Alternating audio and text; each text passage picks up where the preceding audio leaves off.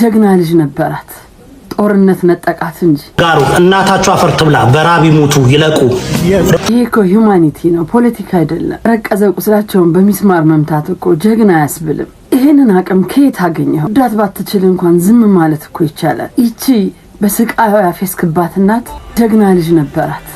ጦርነት ነጠቃት እንጂ ይቺ የምታያትና ይጦረኛል ያለችው ልጇ የሊቢያ በረሃ በላባት። እንዲህ ወድቃ የምታያት እናት ቤት ነበራት፣ እንግዳ የምትቀበልበት፣ በሯን ከፍታ ያላትን አውጥታ የምታካፍል እናት ነበረች። ሰው እንዴት በዚህ ልክ ጨካኝ ይሆናል? ዛሬ ዘራው የጭካኔ ዘር ነገ በእጥፍ ታፍሰዋለህ። ምን አይነት አንጀት ቢኖር ነው በእናት በአባት ላይ እንደዚህ መጨከን? ዘረኝነት የትም አያደርስም። የሰው ህይወት ቀጭንም አጭርም ነው። ከየትም ብሄር ሆን ብትጠላም ብትወድም እናትና በአባት ላይ የሚጨክን አንጀት ግን ሊኖርህ አይገባም። ዘመናውያን ደግ እናትና አባት ይሄ አይገባቸው። መልካም ልቦች በመልካም ስራ ይታያሉና ሁላችንም አንድነታችንን አጠንክረን ለወገኖቻችን እንድረስላቸው።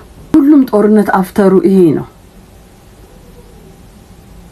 በጨረሻ የሚጎዱት የእድሜ ባለጸጋ የሆኑና የደሃ ልጆች ናቸው። በቃ ጦርነት ይብቃን። ከምንም በላይ ሰው መሆን ይቀድማል። አንድ ላይ ሆነን በህብረት እንታደጋቸው። አንተና መሰሎች ደግሞ ልቦና ይስጣችሁ።